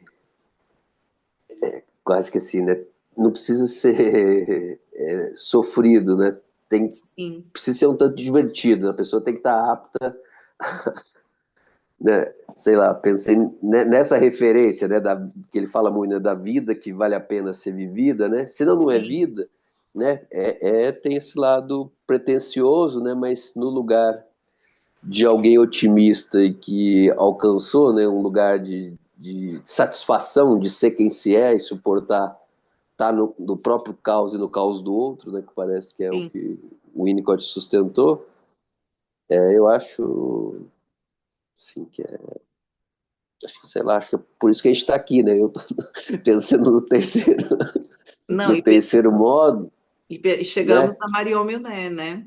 Finalmente. Sim, mas pensando nesse lugar, né, de um autor, né, que produz isso, acho que posso falar, né, dos dois módulos anteriores, né? Contagia, né, um lugar do rigor, mas que de se autorizar, Sim, inventar, né? Que eu acho fantástico. que é fantástico, é uma magia. É uma intensificação da possibilidade, né? Uma possibilidade intensificadora da vida, isso. Max, eu achei Sem muito fazer legal. escola, né? Hã? Sem estar propondo no texto, né? Fazer escola, Sim, mas não, levar é a anti. pensar, né? É, A, é. a tradição, né? Mas para pensar a invenção, né? O que você É. pode inventar que é o seu estilo, né? Cada analista, cada lacaniano não é lacaniano, né? É o É, lacaniano que é, né? Eu acho que a gente acaba perdendo um pouco essa dimensão, né? Pessoal, intransferível, né? Do aham, analista. do analista. Não, e aqui isso é o que é o valor, né? Assim, é chegar nesse idioma pessoal, né? Que você falou aí também. Não só do sujeito, mas assim, é um sujeito que não está separado do analista, né? Tipo assim, é poder estar em continuidade ali na escuta do outro, né? Sem precisar distorcer totalmente quem a gente é, né? Enfim, essa é uma escola que valoriza muito esse estilo pessoal, essa apropriação. Agora, tem uma coisa que você falou que eu achei muito legal, assim, uma coisa que eu penso muito, assim, fico pensando, né? Do que é que a gente está vivendo quando a gente está vivendo ali com o paciente, né? Porque este livro, né, quando ele vai falando da cura da psicanálise, vocês vão ver que daqui a pouco, assim, né, tem uma, se a gente quiser resumir, assim, o que é que ele está propondo, é propor justamente experiências, né, vitalizantes não só para o paciente, mas para o analista, para o processo. Como é que esse processo de transformação da psicanálise ele pode ser vitalizante, né? Porque a gente não precisa morrer ali. E, gente, a gente está falando de 12 horas de trabalho, sei lá quantas horas vocês trabalham, mas tem dia que eu tenho muito, assim, entendeu? É um tempo ali com o outro, justamente, que não dá para eu dispor completamente de mim, né? E, tipo, quem fica ali então, né? E como é que e aí você falou também de uma dimensão da escuta que pode ser divertida, né? É claro, não é no sentido assim, ah, vamos gozar e se divertir, mas nesse sentido aqui, ó, do prazer, mas ligado à criatividade, né? No sentido de se sentir presente, de se sentir real, né? De produzir alguma coisa, de construir alguma coisa ali, né? De reconhecer algo pessoal no outro, enfim, né? Coisas que fazem a gente se sentir vivo, porque se for para ficar papagaiando e performando, né? é, Como analista, é a morte, né, minha gente? Ninguém dá conta. Eu nem preocupo. Eu nem preocupo porque as pessoas não dão conta. Eu nem preocupo assim com um analista que se propõe a isso, porque ele não vai dar conta de trabalhar, entendeu? Se ele ficar lá só, não faz de conta do. Não sei se vocês estão entendendo o que eu estou dizendo. Mas essa tensão, né, do que importa, né? Desse olhar que está para cada analista e vai da formação, da linhagem, colocando assim, né? Sim. Mas que eu estou reproduzindo de algum psicanalista que eu não lembro o nome agora, mas aquela sensação perdida, né? Que o paciente não descobriu nada de novo sobre Aham. ele, uma perspectiva nova, algo novo sobre ele, e nem analisando e analista se divertiram juntos, Sim. O que né? aconteceu ali, né? Né? Aqui acontece, né? A possibilidade de tempo perdido para os dois, Né? É. Tem né? um Que pouco não, essa ideia, né, de que a gente não pode não sair é que da toda sessão. sessão é contrário disso, né? Mas essa medida, né? Tipo, Sim. o novo interessa, o novo interessar algo Uhum. de novo, que não vai vir da gente, né? E essa medida, tipo, tava bom, Uhum. Uhum. né? Mesmo com a turbulência, com Uhum. manejar ali o mal-estar, mas é bom estar, né? Sim. Eu acho, né, que a gente não consegue sempre, mas essa medida, né? Fazer para que seja, né? Esse Uhum. foco na relação, etc., né? Que é Sim. E na me parece. experiência, né? Na experiência daquele encontro, não só no que foi dito ali, né, né, no insight. A questão não é tanto o insight, né? É o que tipo de experiência que você tem ali, né? Tudo bom. Mas são coisas difíceis de falar também, gente. Eu sinto muita dificuldade de falar sobre esse assunto, porque justamente como a gente não fica coladinho na teoria, né, para falar desse tipo de coisa, eu acho super difícil compartilhar. Quando a gente está falando de uma coisa mais que tem, né, uma coisa teórica ali, a gente ao mesmo tempo se defende, mas fica mais compreensível também, né?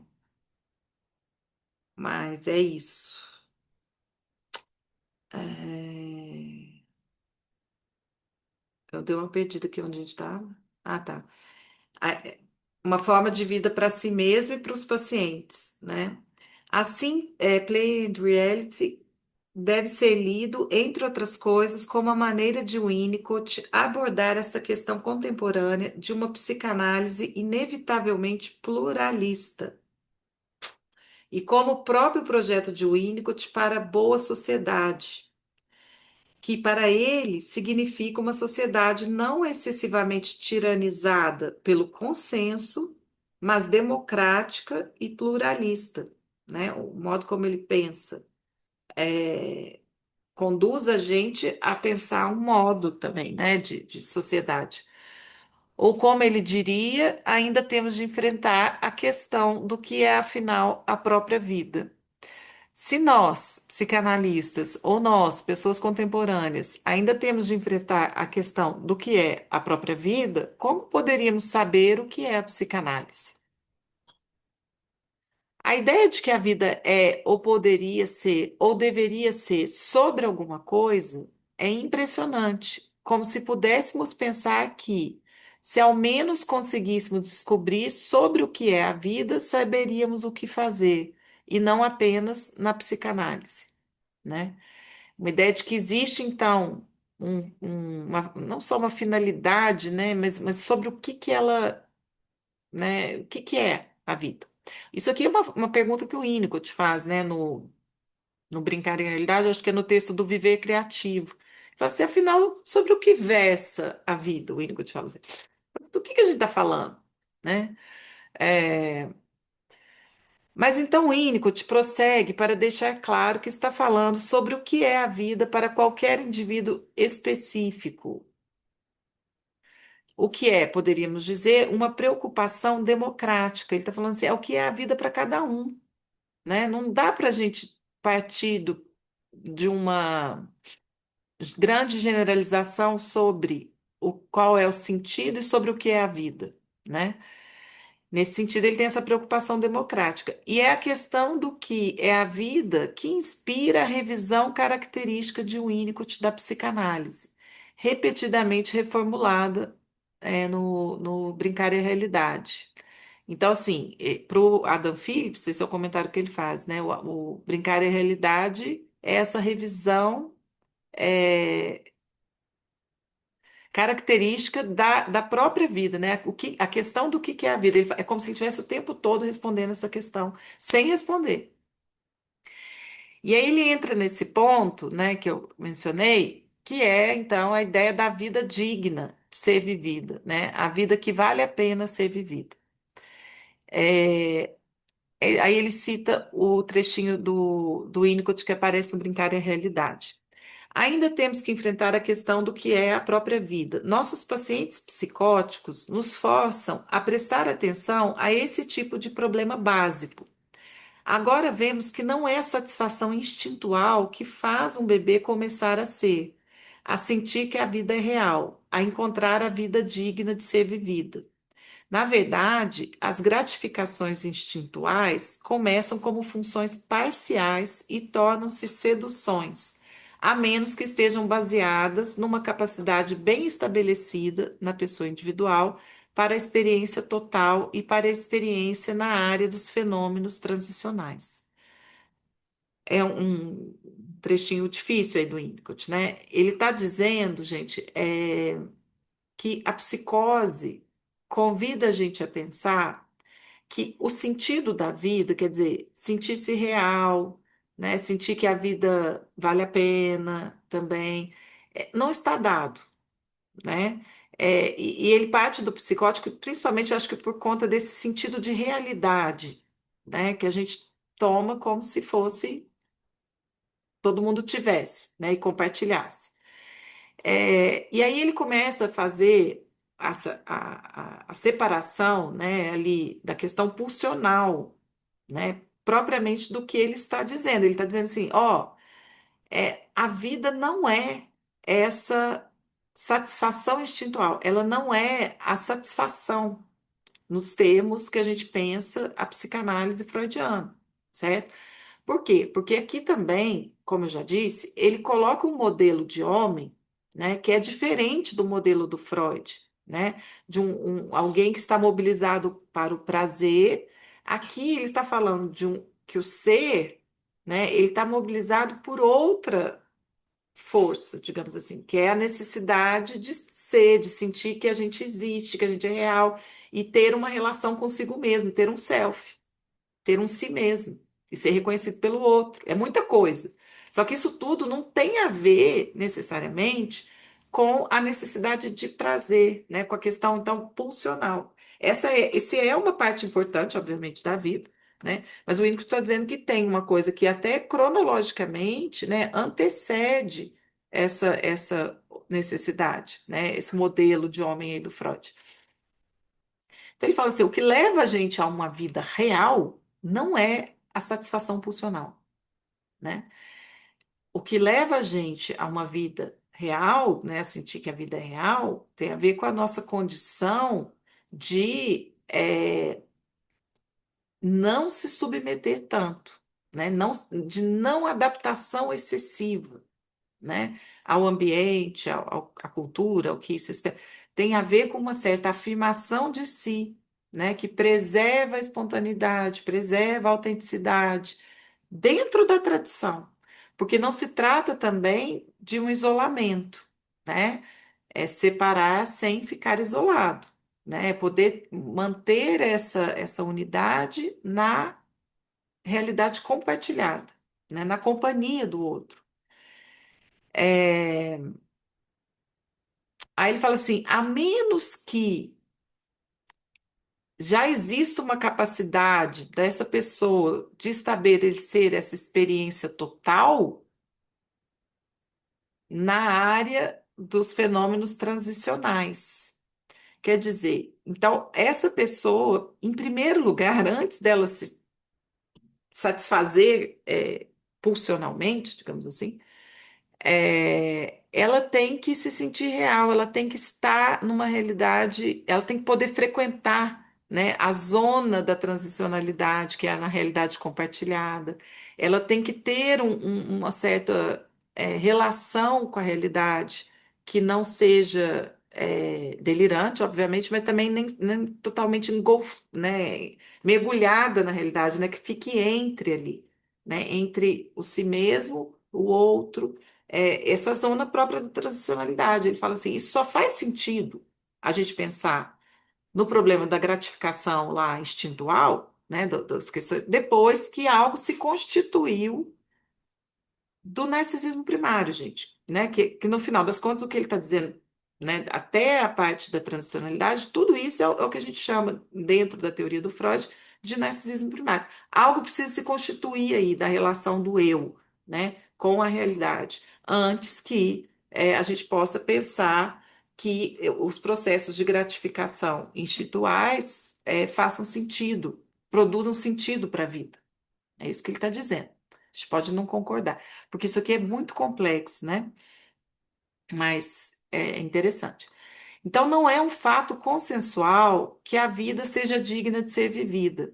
Encontrar a vida digna de ser vivida é um problema básico. O Winnicott não oferece uma solução para o problema. Ele descreve as pré-condições para que o indivíduo descubra a sua própria versão da solução, né? Quais são as pré-condições, gente? Aí ele vai descrever as condições de um ambiente que facilita, né? Facilita é, esse sentimento de ser real, né? O que que é um ambiente que facilita o sentimento de ser real? É um ambiente que suporta um tanto da destruição, né? Do sujeito, do bebê, digamos assim, né? Que suporta o gesto espontâneo, né? Que não sucumbe ao outro, que não cai num equilíbrio ali frágil de dominação e submissão, né? É isso. Ele não diz, embora eu pense que ele gostaria de dizer, quer dizer, o Winnicott não diz que se um bebê pode começar a sentir que a vida é real, então ele automaticamente, por assim dizer, sentirá que a vida vale a pena ser vivida. Isso não está dado, como eu já disse. O que ele está dizendo é que, se por meio de um ambiente suficientemente facilitador, o bebê pode começar a ser, o ser vem antes do fazer, né? E assim sentir-se real. Então pode começar a descobrir que se algo pode tornar sua vida, desculpa, pode começar a descobrir o que e se algo pode tornar a sua vida digna de ser vivida, certo? Não é Então, a submissão ao ideal do outro, da cultura, dos pais, né, é algo que ele precisa, de fato, encontrar, né, esse sentimento. E ele só encontra quando o ambiente facilita. É isso que o Winnicott está dizendo. Oh, O Adam Phillips Marília, tem uma. Oi, Maria Helena, ei, tudo querida. bem? Bom, Me remeteu a falso selfie verdadeiro, uma proximidade maior com esse ambiente facilitador do desenvolvimento de um selfie mais aproximado do verdadeiro selfie, tá. porque é, eu entendi, eu não sei se eu estou errada, que as defesas ao ambiente não facilitador é que é geradora de falso selfie, que cria essa, esse desenvolvimento Distorcido. distorcido, né? É o sujeito que é, não tem esse self em sua própria propriedade, né? Em sua propriedade de ser para si e estar, né? Nesse lugar de mundo do outro e percebendo-se mesmo nessas tantas relações que o mundo oferece, né? Ele não se perde de si, ele tem a propriedade de si, né? Sim. E, Quer né? dizer, ele não precisou se adaptar demais ao ambiente, né? A questão do falso self é essa, é uma adaptação excessiva, né? Que faz essa Constante. distorção, né? Que produz uma dissociação, né? Entre o self verdadeiro e o falso. Então, assim, a vida desse falso self, é claro que existem graus, né? Mas, assim, isso é o esvaziamento, que ele vai dizer, né? Da vida que não faz sentido, é essa vida que foi distorcida pela adaptação excessiva, né? Falha primária, né? Sim, Assim, é, é, por é, acumulação de falhas primárias que sim, vão afastando esse indivíduo do seu verdadeiro self, né? E sim. ele vai Isso produz, criando esse afastamento produz essa coisa de não se sentir real, né? isso, perfeito. É, é bonito, né, gente? Acho tão bonito. Acho difícil, mas acho bonito. É muito lindo. Muito lindo, né? Muito. Porque se for É, pensar assim, como é difícil, né, sustentar o self, né? Assim, como é difícil, que é meio banal dizer isso, mas assim, como é difícil sustentar a si mesmo, né?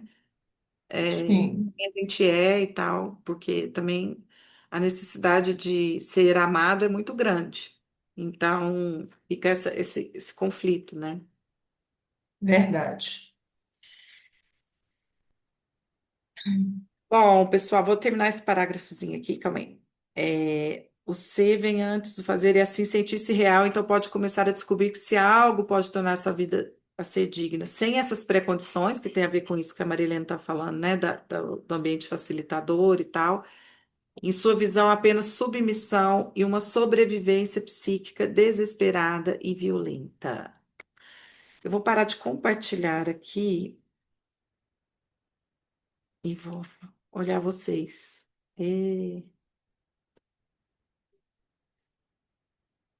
Gente, e aí, o que vocês acharam? Querem comentar mais coisas? Esse texto, para quem já vinha lendo Adam Phillips, ele é bem diferente dos outros, porque ele é um texto mais, eu vou falar psicanalítico, né? Não que os outros não sejam, mas é que ele vai menos para a coisa da cultura, né? Para os temas. Esse é um texto mais clínico, talvez, né? É, mas é muito legal. Aí ele continua discutindo um pouco, né? Então, se esse modelo do brincar como um modelo, né, da própria psicanálise, que cura que está envolvida com isso, né, que tipo de vida que a gente pretende encontrar a partir disso. Aí, no outro capítulo, ele já vai entrar mais nos modelos de cura da psicanálise, né, para a gente contrapor, assim, e ficar pensando. E a gente vai ler, alguns aqui vão ler também, a própria Marion Milner, né? Que foi uma coincidência muito feliz. Mentira, não foi coincidência, né? Eu juntei. Porque ela. Aí a gente vai ver o que que ela vai trabalhar, essa noção de caos, né, que ele cita, assim, a gente vai ver no trabalho dela, né, como que ela lida com isso, assim, que é muito legal, assim, muito interessante também. Então tudo faz sentido. Mentira, tem coisas que não fazem sentido, né? O caos que ela fala. Mas a ideia é ir tentando costurar algumas coisas. Não para gente, como diz a música do Tom Zé, né? Eu tô te explicando para te confundir. É um pouco isso, né? Para a gente desaprender um pouquinho também, né? E sustentar uma experiência que eu acho que esses autores convidam a gente, né, a ter, que é esse lugar um tanto do não saber mesmo, né? Do tanto de e ao mesmo tempo não paralisar diante disso, né? Poder a gente se apropriar um pouco também criativamente dessas coisas que a gente vai lendo, né? Ô Marília, eu Oiê. também fiquei pensando de como fica mais difícil. Eu acho o Winnicott muito difícil, né? Eu acho muito difícil. Então, assim, tô indo devagar. Mas eu fiquei pensando como fica mais desafiador manter essa posição, tentando entender ainda o que que é esse caos, os processos primários, de onde vem isso, no atendimento com as crianças, que eu acho que às vezes convoca a gente para um lugar de mais sabido ainda, né? Você acha? Dependendo, às vezes, assim, eu faço muito. Ai, às vezes não no consultório, mas às vezes em instituições, em outros lugares assim também, a gente fica. Pode cair num lugar mais pedagógico, mais, né? É, sim. Nesse sentido, sim. Mas é que eu acho Assim, que a experiência com a criança, né, a sessão ali, eu sinto que ela para mim, pelo menos, né, é mais fácil estar aberta, né, a esses processos assim do que até porque tem uma coisa estética também que convida mais do que a palavra, né, gente? Porque com ah, adulto a gente tem essa sustentação toda na conversa. A criança tem a mediação, né? E aí não é à toa que a Maria Milné trabalha com a questão do meio maleável e tal. Por quê? Porque essa mediação, né, do brinquedo, do rabisco, né, material mesmo, né? Isso muda tudo, a disposição. Eu fico vendo, gente, eu nunca sento na cadeira quando eu estou atendendo criança, eu sento no chão. aham. Assim, é automático, entendeu? E outra coisa, eu tiro o sapato. Eu não tiro o sapato quando eu tenho adulto.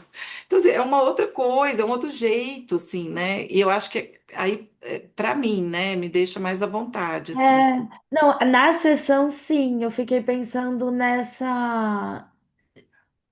Ah, o lugar de falar nessa sobre a criança. sustentação fora da sessão, sabe? Como que a gente sustenta isso que está acontecendo na instituição, com os pais, às vezes com a gente mesmo.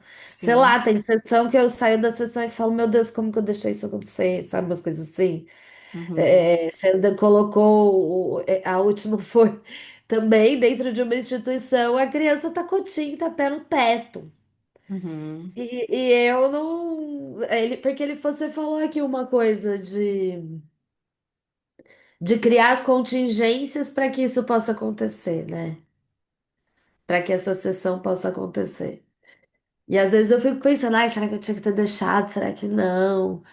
Na verdade, Sabe? contingência eu falei errado. Então, a gente não cria, né? Assim, criar as condições, aí tem contingências, né? É. Eu vou mandar para vocês um texto que eu. Ah, você viu, Mariana? Eu apresentei naquele congresso sobre gêmeos, que eu Ai, atendi uma menininha que não falava, ela tinha mutismo, e aí foi muito legal, porque me obrigou né, a pensar a forma de estar ali junto com ela, obviamente. E aí essa coisa da contingência é porque nada era muito programado, assim. Então, enfim, vocês vão ver. A gente estava numa brincadeira, acontecia uma coisa que levava a gente para outro lugar. Então tinha uma abertura para o acaso ali, entendeu? Uma coisa isso. é isso, assim, né? E o acaso vai produzindo muitas coisas, né? Diferente, por exemplo, de uma sessão com adulto. Se a gente deixar muito no caos, eles se incomodam. Mas, enfim, com criança é um pouco, para mim, eu acho mais fácil, sabe, acessar essa coisa. Mas eu entendo também o que você está dizendo, que é sustentar isso perante o outro, assim, né? Isso. Os pais e tal, sim, é para pensar, né?